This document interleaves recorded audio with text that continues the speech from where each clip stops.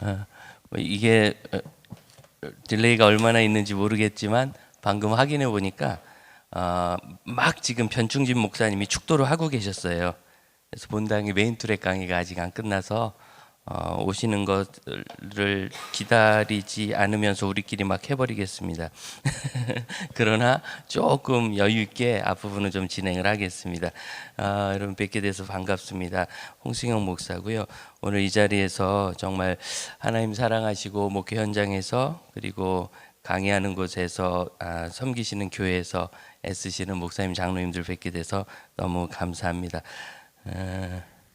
파워포인트가 올라갔군요. 네, 저희 다들 고민할 때 온라인으로 모였던 사진도 있고 뭐 저희가 이건 최근 한 3, 4년은 반영이 안 된 이전 것만 한번 넣어봤습니다. 최근에 또 변화가 많아가지고 이렇게 저희도 그냥 가득가득 모이면서 이렇게 사역을 합니다. 저희 교회는 송파구에 있고요. 송파구에 있으니까 서울인 것 같지만 넘어질 때 잘만 자리를 잡으면 머리가 성남에 닿을 수 있는 이제 성남 서울보다는 경기도에 이 말씀을 드리는 이유 중에 하나는 저희가 교회가 생각보다 이렇게 서울처럼 이렇게 세련되지 않았었어요. 저는 인천에서 사역을 한 전도사 때 5년 하고 결혼도 하고 아이도 낳고 그리고 강서 쪽으로 옮겼는데 어느 날 가서 강서구 맨 끝에 김포공항 앞에 있는 교회였어요. 아니, 교회에서 이 저녁 시간에 무슨 구제비를 받으러 오셨네? 왜 이렇게 많이 오셨지? 이제 간지 한 달도 안 됐을 텐데 나중에 보니까 교회 안수 집사님들 모임인데 약간 좀 너무 험하게 그래서 약간 충격받았어요. 뭐 인천이 경기도 또 서울 경인 이야기를 하지만 또 인천이 뭐 그렇게 막 세련된 동네는 아니거든요. 근데 거기서 제가 5년을 있었어도 야 이거 강서 쪽 강서 주민들이 들으면 싫어하실지 모르는데 지금은 이제 화곡동 쪽으로 개발이 많이 돼 있었지만 예전에는 발산동 이전까지 개발이 돼 있고 그 다음에는 한없이 꽤 달려가는 논이 있고 그 다음에 끝에 김포공항이 있었거든요. 그 지역이니까 굉장히 좀 예스럽다 그런 생각을 하고 약간 뭐 문화 충격 비슷하게 이렇게 있었습니다. 그리고 나서 이렇게 저렇게 사역을 하다가 지금 섬기는 장지교에 왔는데 와 여기는 더 한 것 같아요. 그래서 정서를 딱 생각했을 때 제가 전국 나름대로 꽤 많이 다니면서 교제도 하고 강의도 하고 했는데 한 저기 사북이나 정선 요 정도 정서를 가진 분들 아닐까. 그래서 그 강원도 쪽에 한 면 단위에 있는 분들과 제가 교제하는 것 같은 느낌을 좀 받았습니다. 그래서 제가 섬기는 이 장지교회가 그 지역적인 특성이 우리 정선에서 오신 목사님 잘 동강에서 오셨는데 동의하지 않으시겠지만 사실은 그랬습니다. 그렇게 해서 목회를 시작했고 지금 15년째 사역을 하고 있습니다. 글을 좀 적어드렸지만 2010년 가을에 제가 설교를 시작했고 2011년 3월에 이제 위임을 하게 됐거든요. 2월 말에 위임.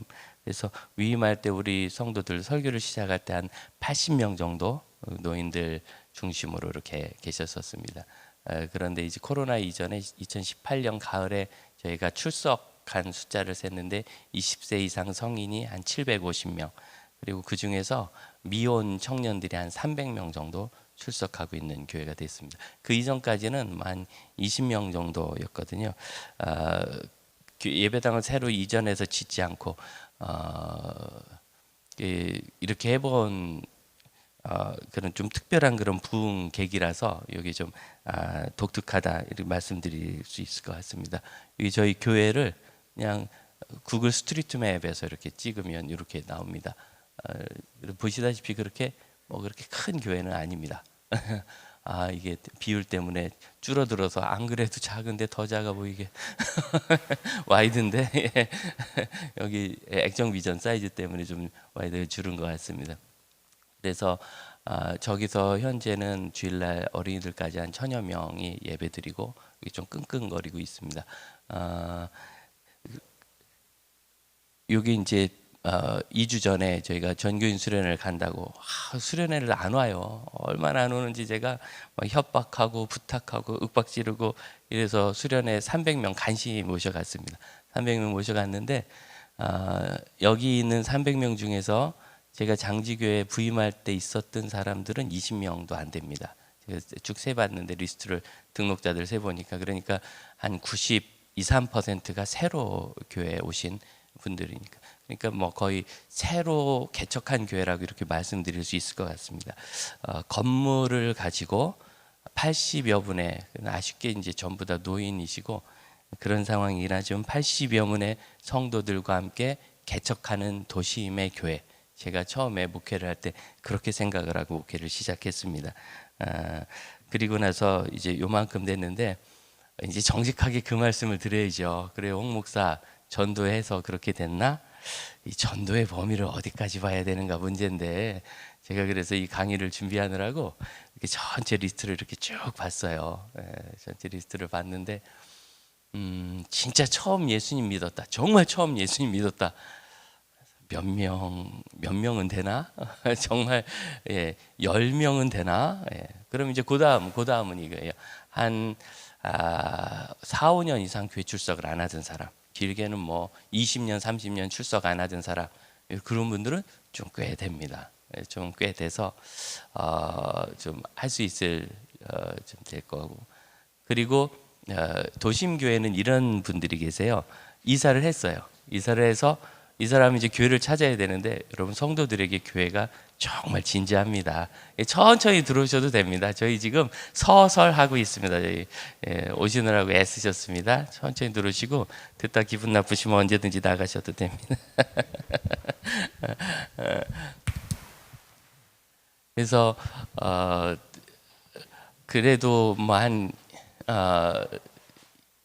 20, 30년씩 교회 안 다니고 그랬던 사람도 해보니까 좀 꽤 돼요. 그런 분들은 좀 꽤 되고 하지만 이거 중요하잖아요. 우리 장로님들 목사님들 계시니까 그래도 교인이 와서 11조를 해주느냐 이게 중요하지 않습니까? 교회가 되려면 그럼 11조를 잘하는 교인의 90%는 전입에서 오신 분들입니다.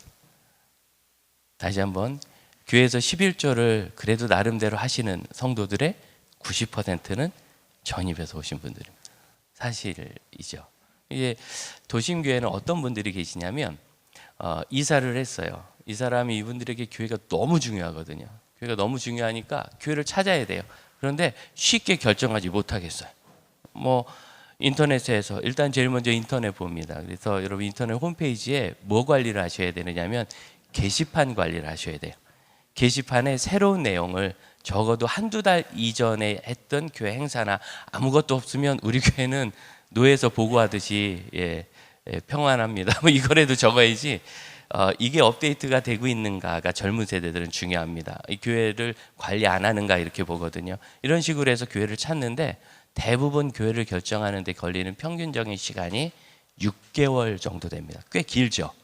우리 같으면 빨리 기도하고 이 교회 딱 받아가지고 하거나 아니면 우리 교회가 지나가다 왔으면 등록해 주면 좋은데 갤러리 웍이라고 하는데 이렇게 쭉 있는 거 보면 이거 복음의 증인이구나 이러구나 이렇게 보면서 지나가는 거예요.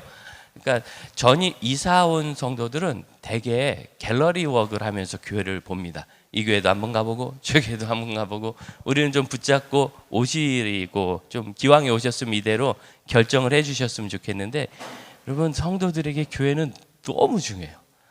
목사가 교회를 중요하게 생각하는 것보다도 성도들은 더 중요한 측면이 있어요. 일부 뭐 어떻게 목사님 장로님들 못 따라가겠죠. 그렇지만 그들의 생활에는 그게 굉장히 중요하기 때문에 쉽게 결정을 안 합니다. 계속 돕니다. 근데 이제 평균 6개월이면 길면은 1년, 2년 동안 교회를 못 정하는 분들도 계세요. 그러니까 내 마음에 뭔가 와닿지 않고 또 본인이 부지런히 하지 않은 성품도 있는 거죠. 그러다 보면 갑자기 또 무슨 변수가 생겨서 중간에 이사를 가는 경우가 있어요. 그러니까 이사 와서 교회를 찾다가 아직도 나는 잘 모르겠어 하고 한 3개월 됐는데 또 이사를 하는 거예요. 그래서 두 번째 가면 그때쯤 되면 교회 찾는 걸 포기합니다. 게다가 요즘에는 온라인이라는 저도 어제 사실은 월요일 날 내려오려고 했는데 좀 일이 생겨가지고 화요일 날 아침에 오려고 하다가 또 일이 잘 안 돼가지고 화요일 날 오후에 내려오면서 개회배 이거 같이 해야 되는데, 그래서 이제 온라인으로 딱 켰는데, 여러분 죄송합니다만 현장에 있는 거 이상으로 뭔가 은혜가 있어요. 심지어 운전을 하면서 제가 들었는데도 오정현 목사님 설교 들으면서 또 교수님 강의 들으면서 굉장히 은혜가 있고 잘 들리는 측면이 있고 정리도 잘 돼요. 이게 흘려듣기 하는데. 그러니까 이런 온라인이라는 배경 때문에도 사람들이 교회를 빨리빨리 정하지 않고 이렇게 도는 거죠. 그래서 이사를 하다가 교회를 붙잡고 똥 놓치고 이러면 뭐 보통 7, 8년에서 길게는 20년 정도도 교회는 가야 되는데 그러니까 여러분 가난 교인은 안 나가 교인만 있는 게 아니라 어쩌다 안 나가고 있는 교인도 많아요. 내가 안 나갈 거야, 화가 났어, 이런 분들보다는 성도들이 착합니다. 그래서 그런 분들보다는 어쩌다 보니까 못 나가고 있는 그런 교인들도 많습니다. 그래서 그런 분들이 이제 다시 예수를 믿게 되는 케이스가 꽤 있는데, 놀라운 거는 이런 분들도 교회 등록하시면 꽤 11조를 잘 하세요. 그러니까 우리가 성도가 주님 앞에 헌신했다라는 기준을 뭐 객관적으로 잡기 어려운데, 우리가 잡기 어려우니까 예수님이 정해 주셨잖아요. 네 재물이 있는 곳에 마음이 있다. 예수님이 정해 주셔서 그 기준을 가지고 한번 성도들을 보기 시작했을 때, 어떻게 수십 년간 교회를 안 나왔던 분이 교회를 등록하자마자 이렇게 11조를 시작하는가. 암을 3번이나 알아가지고 30대 교회 떠나고 그 바람에 결혼 시기도 놓치고 결혼할 뻔했는데, 그렇게 해서 20년이나 지나서 최근에 교회 오신 분이 있어요. 오셨는데 이분이 오자마자 헌금 생활 시작하고 이번에 전교인 수련회 갈 때도 후원을 꽤 많이 했습니다. 정작 본인의 삶은 굉장히 어려워요. 아버님이 장로님이셨는데 아버님이 굉장히 아프게 돌아가셨대요. 그래서 화가 나가지고 교회 출석을 안 했는데 본인까지 이제 암에 지금도 투병 중이거든요. 그래서 생활은 너무 어렵고, 제가 참 죄송한 표현입니다만 그렇게까지 헌금 안 해도 된다고 제가 좀 말릴 만큼, 왜냐면 그분 사는 게 너무 어려우니까 어떻게 이런 변화가 있을 수 있는, 이런 일이 있을 수 있는가. 여러분 이게 20% 사회라는 겁니다. 20%. 보여주신 김에 이제 하나만 더 보여드리고 본격적으로 강의 내용을 들어가겠습니다. 그래서 그분이 헌금도 해주시고 많은 분들이 후원하셔서 300명이 바베큐를 이렇게 잘 먹었습니다. 300명 바베큐가 가능한가 했더니 가능하더라고요. 고기를 얼마나 많이 주는지. 사진을 찍는데 제일 웃긴 사람은 저 천막 아래에 있는 사람이죠. 웃으세요 그랬더니 웃었어요. 천막 아래에서 보이지도 않는데. 이렇게 해서 참 잘 지냈습니다. 이 교회가 이렇게 변화되고 새롭게 될 때 어떻게 이런 일이 일어날 수 있는가 그랬을 때 우리가 생각할 때 20% 사회라는 겁니다. 이제 사마리아 영화의 한 장면이거든요. 이게 참 갈 때가 인상적이라서 찍었는데, 여러분 마음이 청결한 자는 저기서 예수님이 보입니다. 나무 밑에 어디 예수님 거기 보이십니다. 그래서 사마리아 여인이 동이를 지고 이렇게 올라가고 있는 그런 물지개를 지고 올라가게 나오는데, 20% 시대에 우리가 좀 마음에 담아야 될 전도 영상이 바로 이거라고 생각합니다. 20% 시대는 뭐냐면 한 지역에서 이렇게 다양한 종교에 대한 자유가 있고, 예를 들어 우린 무조건 이슬람이야 뭐 이런 거 아니라 종교의 자유가 100% 보장되고, 그 다음에 최근에 이렇게 사회적으로 꽤 성장을 이룬, 우리나라하고는 조금 다르게 이제 우리나라는 좀 독특하니까 일본 같은 나라를 한번 생각해 보는 거예요. 종교의 자유 있죠. 100% 있고, 예전에는 기독교 박해가 심했지만 지금 뭐 그런 거 없습니다. 사회적 성장은 우리보다 20, 30년 먼저 했으니까 대단한 성장을 했고, 그럼 이런 사회에서 복음을 전했을 때 몇 퍼센트가 예수 믿으면 복음화가 진행되었다고 보는가? 선교학적으로 보면 10에서 20%입니다. 10에서 20%가 예수를 믿으면 복음화가 상당히 진행됐다. 어제 첫 시간 개회의 설교 들을 때 오정현 목사님도 그렇게 말씀하시고, 강의에서도 작년도에 우리나라 국민에게 당신의 종교가 무엇입니까 했더니 개신교라고 얘기한 사람이 1000만 명이었다. 20%. 그러니까 그러니까 이게 이상하죠? 여러분 20년 전에 이미 20%가 무너진다 이런 이야기가 있었거든요. 그럼 무너지기 시작해서 지금 20년 지났으면 지금은 한 15%나 14%가 될 것 같은데 계속 20%가 유지되고 있어요. 이건 이미 기독교가 우리 사회에서 하나의 주류화된 현상이 되었다는 뜻입니다. 성지순례 가시면 여리고에 갑니다. 여리고에 다 가시죠. 이제 못 간 지 오래됐는데 또 갈 수 있을까 했더니 다시 또 폭격을 시작해가지고 또 못 가겠네. 근데 여리고에 가면 재밌어요. 이슬람인들이 상인들이 거기 이슬람 지역이거든요. 팔레스타인 지역이기 때문에 뭐 가게 하고 그래요. 근데 거기 가면은 정교회 예배당도 있고 그다음에 유대교 회당도 이렇게 있어요. 그건 선교사님이 물어보는 거예요. 여러분 목사님 이분이 왜 이슬람인 줄 아세요? 이슬람 집안에서 태어나서 이슬람인 거예요. 이 사람은 왜 정교회일까요? 예수님의 복음을 발견하고 막 내가 결정한 게 아니라 예수 믿는 정교회 집안에서 태어나서 정교회 기독교인인 거예요. 그러니까 지금 이 팔레스타인 지역은 어느 집안에서 태어나는가가 그의 종교를 결정합니다. 이미 그렇게 된 거죠. 한국 사회가 그렇게 돼 있는 거예요. 20%라는 건. 그래서 여러분 이 20%는 굉장히 견조해서 잘 깨지지 않습니다. 지금 그냥 이유 없는 낙관론을 말씀드리는 것이 아니라 한 사회에서 20% 정도가 예수를 믿다. 그러니까 10에서 20%니까 제일 끝이에요. 최고점. 여기까지 믿으면 복음화가 상당히 진행된 것입니다. 그래서 오정현 목사님이 그 옥하는 목사님께 들었다는 이야기, 너 참 불쌍하다는 얘기를 저도 들었거든요. 이제 홍정일 목사님 교회에 제가 좀 있었는데 홍정일 목사님이 요즘 후배들 보면 참 미안해 그러세요. 뭐가 미안하세요 목사님? 뭐가 미안하냐면 나 때는 천막 치고 십자가 막대기 꼽아 놓으면 사람이 그냥 모였어. 근데 지금은 뭐 쇼를 해도 안 모여. 우리 때는 진짜 참 분위기 좋을 때 다 해먹었는데 우리 다음 세대를 위해서는 우리가 준비해 준 게 없어. 미안해.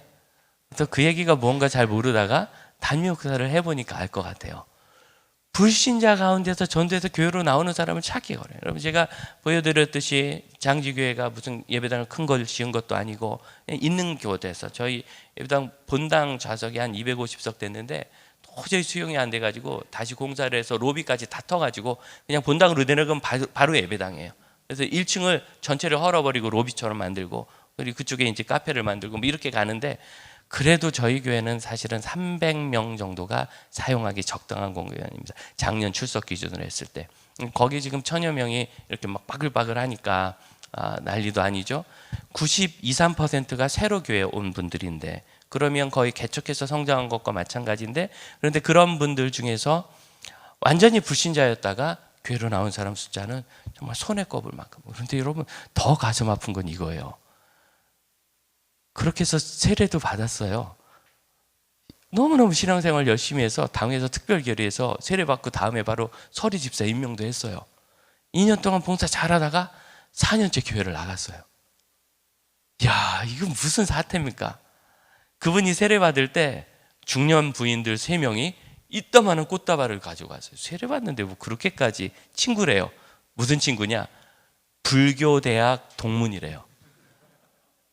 불교대학 동문이 초청을 받아서 온 거예요. 여러분 우리는 유일신을 섬기기 때문에 타종교 지역에 가기 어렵지만 불교나 이런 데는 유일신교가 아닙니다. 그래서 목사가 기도해줘도 불교 신자가 좋아합니다. 그러니까 그렇게 해서 오시고 왜 모셔왔냐? 전도하고 싶어서. 내가 만난 예수님 너무 좋아서 전도하고 싶어서.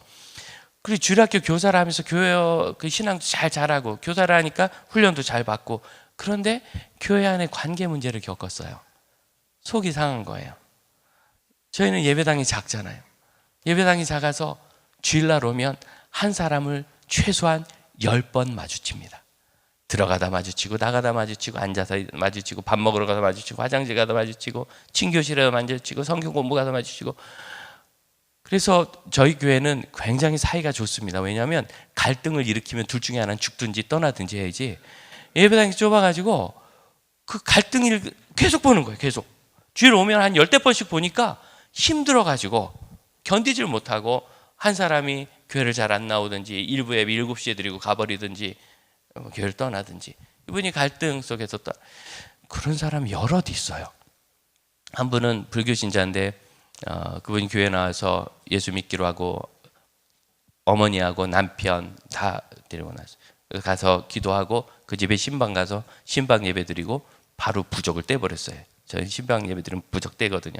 딱 뗐더니 너무너무 놀라면서 막 너무 시원해요. 왜냐면 부적 뗐는데 아무런 일도 안 일어나니까 되게 놀라대. 예, 그런 분인데도 세례받은 간증하고 2주 뒤에 순장과 소그룹 리더와 갈등을 일으키고 교회를 떠났어요. 그럼 지금 한국 교회가 새신자를 맞아들일 준비가 되어 있지 않습니다.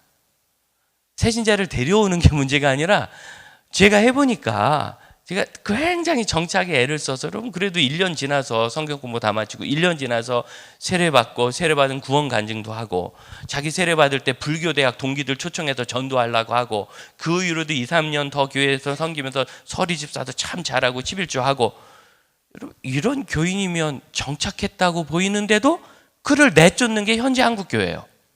누가 내쫓겠어요? 누가 내쫓겠어요? 근데 내쫓아요. 마치 고슴도치 같아요. 난 찌른 적 없는데 네가 찔렸어 이렇게 얘기하는데 그게 그 말이지 뭐. 예. 한국 교회가 전혀 누군가를 지금 전도할 준비가 되어 있지 않습니다. 그렇기 때문에 교회 부흥도 어려운 겁니다. 20% 시대라는 건 이런 거예요. 옛날처럼 천막 치면 누구나 몰려오는 게 아니라 한 사람 데려오는 것도 너무 어렵고 데려온다고 교회에 정착도 하지 않는 시대가 20%입니다.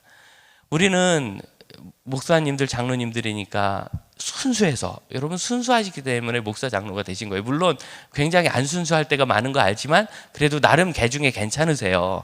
그래서 목사, 장로 되셔서 이렇게 오랫동안 교회를 섬기시고 귀하게 쓰임받고 계신데 그래서 우리는 어떤 생각이 있느냐 하면 이게 진리면 여기로 가야지.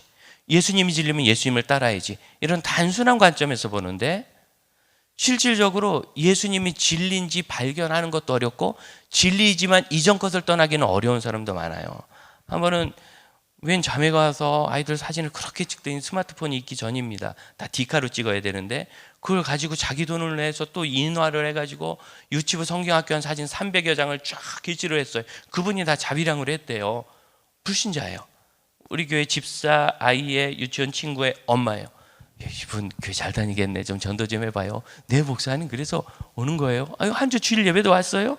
이야 그 다음 주부터 안 와요. 한 달을 기다렸는데 안 와요. 제가 미안해할까 봐 못 물어보다가 그 엄마 집사한테 물어봤어요. 그 애기 친구 엄마 왜 안 오셔? 그분이 이렇게 얘기한대요. 아니 어떻게 일요일마다 교회 가니? 나 일요일 날은 고스톱도 쳐야 되고 맥주도 한잔 해야 되는데 그분 표현입니다. 그대로.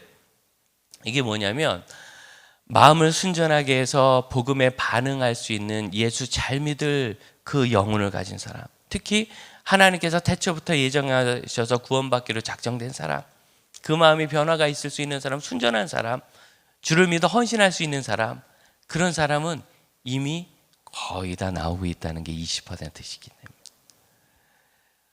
듣는 자가 없으니 어찌 믿으리요, 전하는 자가 없으니 어찌 들으리요. 여러분 이 말씀은 선교지에서는 통하지만 한국사에서는 통하지 않아요.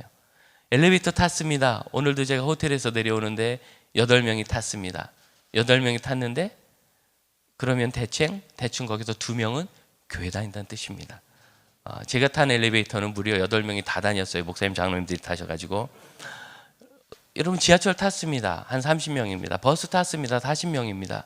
40명이면 7명 정도, 30명이면 6명 정도는 크리스찬이라는 소리예요. 그래서 지금은 교회 다닙시다, 예수 믿읍시다라는 소리를 안 듣고 살 수가 없어요. 이 대한민국에서 어디선가 들어요.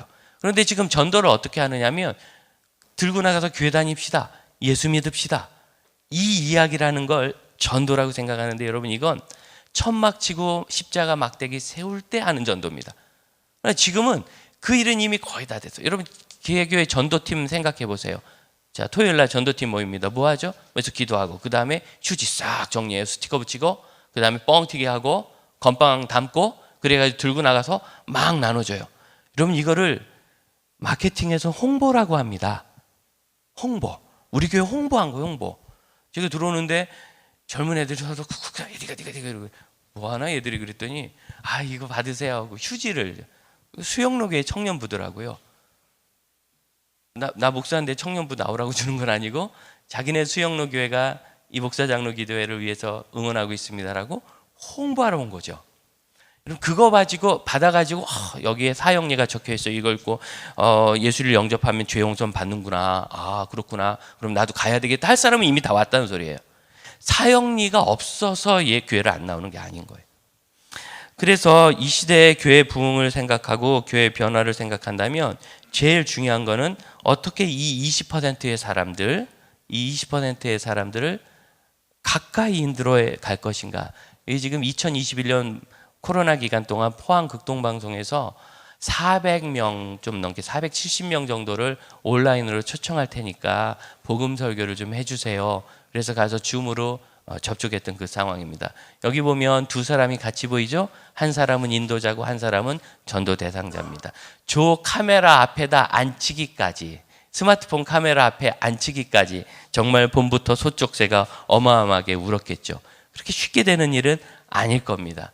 왜 이런 일이 생기느냐면 이제 그레이 매트릭스라는 건데, 그레이란 분이 미국의 그 경영학자입니다. 그런데 이분이 뭘 찾았느냐면 어떻게 장사를 해나가고 사업을 해나갈까 하는 걸 찾다가 이게 모든 면에서 인간관계가 있는 것은 적용이 되는구나 하고 교회에서 쓰실 때는 무료로 쓰시게 오픈을 했어요. 그래서 그레이매트릭스.com에 가시면 이 내용이 있는데, 이게 이제 이게 우리가 생각하는 화살표라는 겁니다. 무슨 화살표냐면 가로막대로 해서 여러분 봐서 왼쪽에 있으면 굉장히 친하지 않은 겁니다. 오른쪽에 가면 아주 친한 겁니다. 호감도가 올라간 거예요. 그리고 맨 바닥 아래쪽에 있는 거는 성숙도, 깊이가 이루어지지 않은 것입니다. 각성이. 맨 위로 올라가면 각성이 일어난 거예요. 그러니까 죄인은 별로 친하지도 않아요. 적대적이면서 영적인 일에 관심도 없는 사람입니다. K는 관심은 꽤 적대적인 건 해소가 됐어요. 하지만 영적인 일에 관심이 없습니다. L은 이제는 친해진 것이 아주 충분히 친해지고 영적인 것에 대한 관심을 갖기 시작합니다. 그럼 얼마 되지 않아서 바로 M에서 O까지 올라간다는 거예요. 그래서 어떤 사람이 그리스도께 마음을 열 때는 저런 수직 그래프가 아니라 역사가 아니라 이거 눌러야지. 이런 포물선 그래프를 어떤 사람과 상당히 친해질 때까지는 영적인 인식이 일어나지 않아요. 근데 충분히 친해지면 갑자기 그가 마음 열고 예수님을 확 믿는다는 거죠. 그럼 저기서 저기까지 가는데 얼마나 걸리는가? 보통은 한 3년 정도는 작업을 해야 조금 친밀도가 생길까. 그러니까 지금은 이렇게 요거 가지고 가서 이렇게 나눠줘서 홍보 전도로는 예수님께 인도하기 어렵고요. 계속 친밀감을 쌓아가서 친화력이 깊어진 후에야 전도가 일어난다, 뭐 그런 뜻입니다. 그런데 이 복음화 20% 시대에 한국교회에 특별한 자원이 있습니다. 그게 뭐냐면 어린이라는 거예요. 2007년에 종교개혁 500주년 맞아서 우리 교단에서 정말 몇 억 들여서 어마어마한 포괄적인 그 설문을 한 적이 있어요. 그때 주일학교 어린이들에게 물어봤습니다. 초등학생들에게 넌 교회 오면 뭐 좋아? 청소년들에게도 물어봤어요. 뭐 좋아? 노는 게 좋대요. 노는 게. 그러다가 그럼 앞으로 교회에서 뭘 해주면 좋겠어? 그랬더니 교회에서 더 많이 놀게 해줘요. 이럴 것 같은데 그렇게 얘기하지 않고 노는 게 좋은데 교회에서 나를 훈련해 줬으면 좋겠어요. 이렇게 이야기. 청년들에게 물어봤어요. 교회에서 뭐가 제일 좋아? 여러분 청년들이 교회에서 제일 좋아하는 건 소그룹이랍니다. 그럼 앞으로 어떻게 해주면 좋겠어? 그랬더니 사회에서 어떻게 영향을 끼칠까? 뭐 예를 들어서 선교에 관해서 아니면 재정관, 기독교 가정, 뭐 직장 생활 이런 걸 좀 가르쳐 주세요. 사회에서 빛과 소금이 되어서 사는 것. 여러분 우리 교단의 교육 원리, 교육 목표를 좀 쉽게 이야기하면 뭐냐면 예수 믿고 구원받아서 성장해서 그리스도 제자가 되어서 세상에 빛과 소금이 되고 복음을 전한다. 이게 우리 교단 목표거든요. 여러분 우리 교단 목표가 주일학교 안에서 이루어지고 있다는 거예요 지금. 그래서 나이가 들어갈수록 이 아이들이 어려서는 그냥 뭐 너무 좋았다가 노는 게 재밌었다가 성경 공부하는 게 좋다가 나도 세상에서 그리스도인답게 살고 싶다 이런 청년으로 성숙해 가고 있다는 거예요. 여러분 이것이 20% 시대 한국 교회에 있는 큰 자원입니다. 그래서 이 아이들에게 물어봤어요. 언제부터 예수 믿었냐? 청소년들, 중고등학생들에게 물어보니까 70%가 모태신앙이고 유치원 이전 12%, 초등학교 12%. 그러면 초등학교 이전에 안정적으로 신앙생활 시작한 친구가 95%쯤 된다는 뜻입니다. 그러니까 한 교회에 청소년들 20명 있으면 19명은 초등학교 이전에 교회 다녔고 20명 있으면 14명은 모태신앙이라는 거예요. 사실은 초등학교 교실로 가면 교회 안 다니는 아이의 부모의 자녀는 거의 없습니다.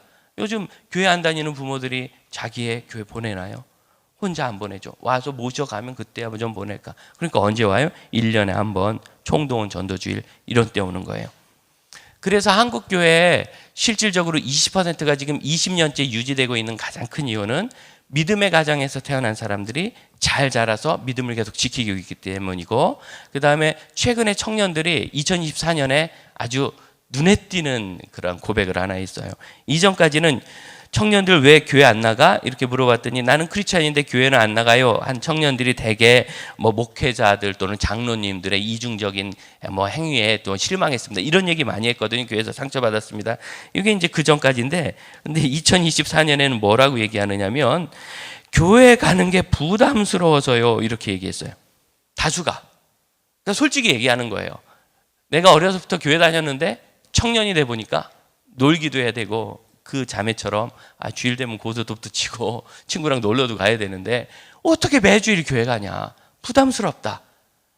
자, 그러면 우리는 두 가지입니다. 하나는 어려서부터 교회 다니는 아이들이 신앙생활을 이렇게 잘하는 청년으로 자랐는데, 또 하나는 그렇게 잘 자란 청년들이 교회 안에서 신앙생활을 잘 꾸준히 해나가도록 가르치고 있는가라는 질문을 지금 하고 싶은 거예요.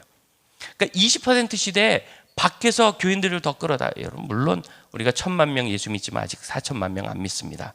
이 4천만 명 전도해야죠. 그건 당연한 일입니다. 그런데 그들이 1970년대, 80년대, 90년대 초반까지 한국 교회로 쏟아져 들어오는 속도로 들어올 것으로 기대한다면 이건 선교적인 연구 결과에 여러분 적절하지 않습니다. 여러분, 사도 바울이 누구한테 순교당했죠? 목이 잘렸죠?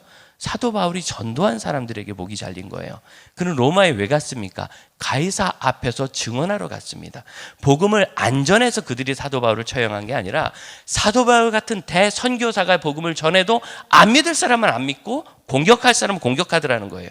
왜 나사로가 다시 살아가지고 도대체 그 나사렛 예수를 따르는 사람이 많아지니까 나사로를 죽여버리자. 이러면 이게 유대인들의 결이에요.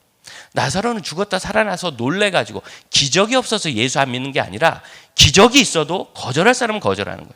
그러니까 지금 20% 시대에 나머지 80%가요 못 들어서 교회로 안 나오는 게 아니라 충분히 들을 만큼 듣지만 마음이 열리지 않는데, 그들을 전도하려고 하는 솔루션은 밖으로는 깊이 관계를 맺어서 하나라도 데려와서 장년인 경우에는 10년을 돌봐야 돼요.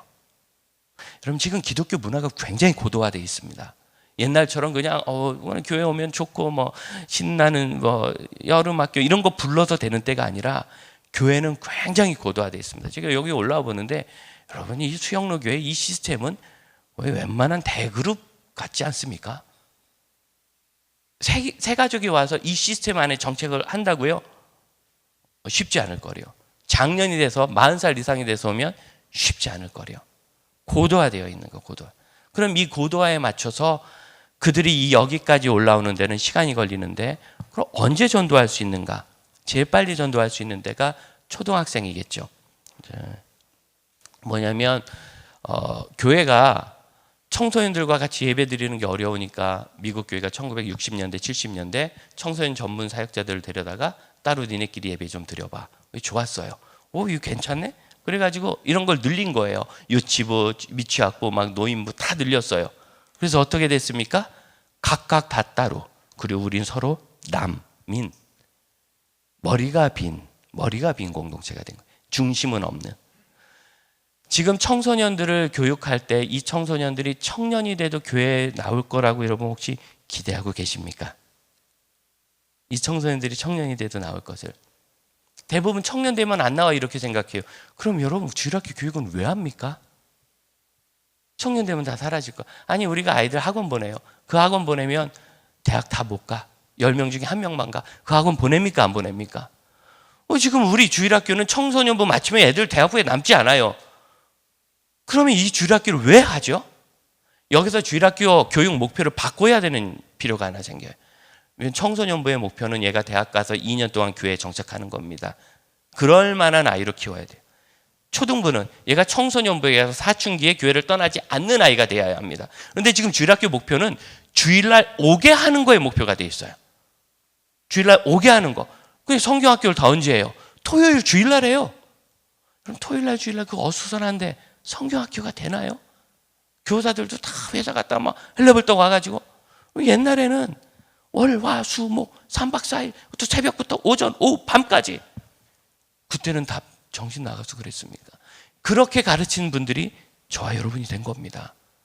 지금 이렇게 가르치는 아이들이 대학부 가서 남지 않는 겁니다.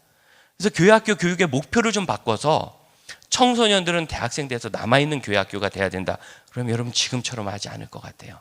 아까 제가 처음 보여드린 우리 교회 그 300명 수련회 온 사람들 중에 사실은 절반이 청년과 청소년, 어린이, 영유아입니다. 왜 많이 남는가?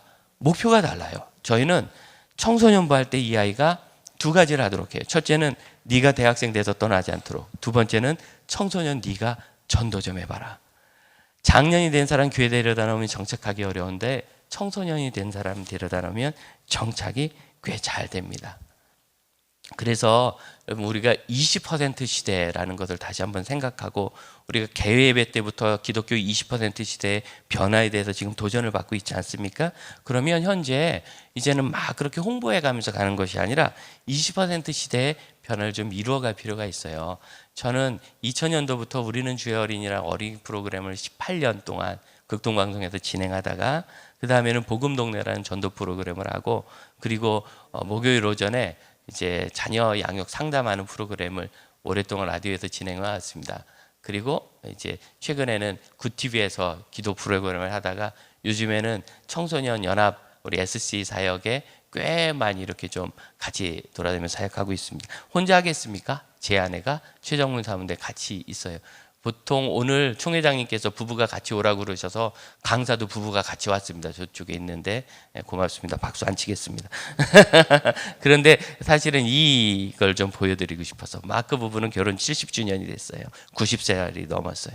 그랬는데 밑에 자녀들을 다 세니까 자손 증손까지 한 70명 정도 되는 사람들이 연말에 아버지 어머니 결혼기념을 모여서 파티를 했어요. 코로나 시국인 2020년 겨울이었습니다. 그리고 그때 코로나에 감염돼 가지고 두 사람은 병원에 입원하게 됐습니다. 병원에 입원해서 40일간 치료를 받았는데 증세가 악화됐어요. 71년 동안 사는 동안 너무 행복했거든요. 증세가 악화돼서 죽게 되니까 그때만 해도 이렇게 코로나에 대한 정보가 없어서 두 사람을 격리병동에 넣었는데 의료진에게 부탁했습니다. 한 좀 병실에 넣어달라고. 그래서 옆에 같이 재워서 이렇게 둘이 손을 잡고 꼭 잡고 자기들이 좋아하는 노래를 불렀어요. 들었어요. 91세 할아버지가. 조금 있다가 간호사가 와서 손을 놓으셔도 됩니다. 부인께서 방금 돌아가셨어요. 그리고 20분 후에 남편이 세상을 떠났습니다. 저는 이 이야기를 보면서 제 인생의 목표가 좀 바뀌었어요. 내 인생의 목표는 죽을 때 내 아내 손잡고 죽는 거다. 사실은 우리 교회의 목표가 이거잖아요. 천국에 가서도 이 손잡고 그 집사님, 그 주일학교 어린이를 만나는 것. 교회가 공동체성을 회복하고 공동체의 응징력을 강화할 때 비로소 우리가 밖으로의 사역을 이루어갈 수 있습니다. 여러분, 이 사람이 천국까지 가는 영원한 가족입니다. 이 가족이 지금 우리 교회 안에서 자라고 있습니다. 그 아이들을 키우는 것과 그 아이들의 스승으로 자라는 일에 여러분 성공하실 수 있기를 바랍니다. 감사합니다.